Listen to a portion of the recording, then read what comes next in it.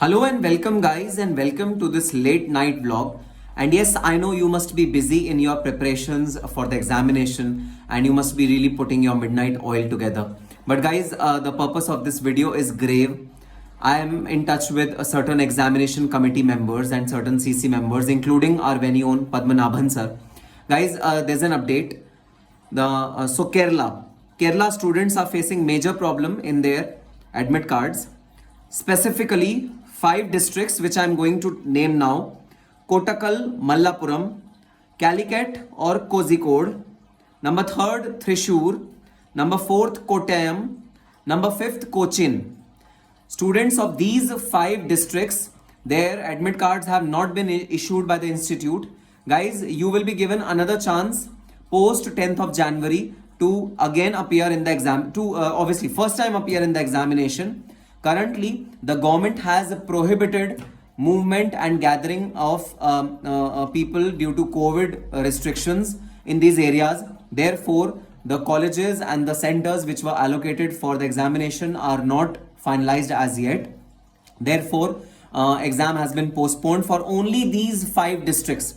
Remember, the other 14 districts which are there in Kerala, there is no restriction. And yes, you must have got the messages also on your mobile phone that your examination will be postponed. So students of these 5 districts, their examination is postponed. Rest, none of the districts examination is postponed. So this is update number 1. Guys, update number 2. The students who have opted for home-based examination, they are not permitted to keep their mobile phones in the same room in which they are giving the examination. You have to keep your mobile phones away from yourself. Why? Reason is that if during the examination, if any slightest of slight indication is highlighted by the proctor that you are using your mobile phone for unfair means or not for unfair means, if your call comes or if you are replying to text message or you are even looking at text message, even slightest of mistake by your end, even if you are not dealing in unfair practices, you are not doing anything bad, even then if proctor triggers something suspicious, action can be taken against you. So examination committee members are of stern view that students are advised not to keep their mobile phones in the same room in which they are giving the examination. Guys, do not keep your mobile phone. Now your question will be, sir, then how will the invigilator contact us or how will we contact the invigilator? Guys, both the situations are not a necessary situation. You contacting the invigilator, that is not required because any technical glitch in the examination while doing the examination will be handled by the institute at their end. You don't need to respond to it, and any technical glitch at your end that you have to resolve. So there's no need that you have to call up the invigilator. Secondly, how would invigilator call you? Guys, invigilator will call you only through the desktop pop-up messages. There is no need for the invigilator to call you on your mobile phone. Even if there is need, in extreme of extreme situations, even if there is need, the invigilator is going to write that particular thing in the pop-up message and you can then probably contact the invigilator. So, which is a rare situation. Guys, you won't be required to, invigilator will not be required to call you. So, the sincere advisory from the institute side, please do not keep your mobile phones right across where you are giving your examination. Keep them at bay. Keep them in some other room. Keep them in silent mode. Because any kind of suspicious activity will not be tolerated. Strict action will be taken.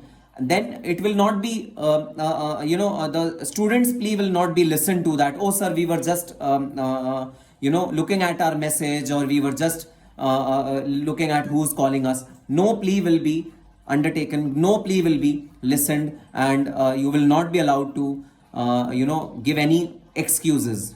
So that is why very strict measure is there. Therefore, mobile phones are to be kept at bay. Announcement number 3 and an important information, guys. Many of the students have, despite of filling home-based or center-based session examination, they have received a message that you have been opted out. And those students, pass key is not generated. There are very few students who have not opted out, but their message have come that you have opted out. and their pass key is not generated. Guys, the institute will look at only the genuine cases, because usually there is no technical glitch which is involved in this particular case. Institute will definitely look at genuine cases where this has happened due to technical glitch of the system, and the institute will allow you to go for re-examination if your issue is genuine and if the issue was related to system.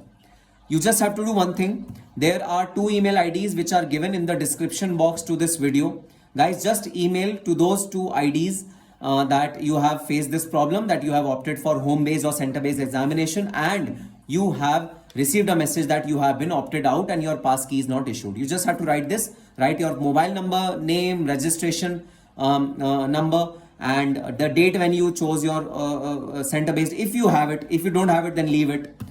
Just write a mail to the 2 email IDs. Neeraj Joshi sir's email ID is given in the description box. Secondly, Padmanabhan sir's email ID is given in the description box. Just write an email to these 2 email IDs and you will be allowed, if you have a genuine case, you will be allowed to reappear in the examination which will be held after 10th of January.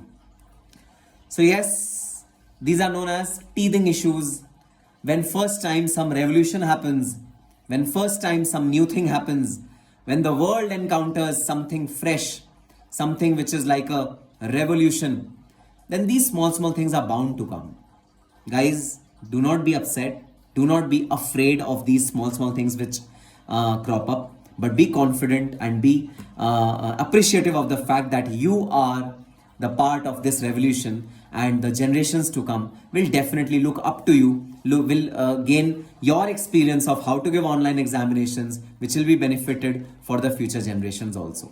Okay, a lot of gyan from my side today. You don't have time, I know that. So please go on, prepare yourself well. MTPs, RTPs, suggested answers, all should be done well. All the very best and happy studying.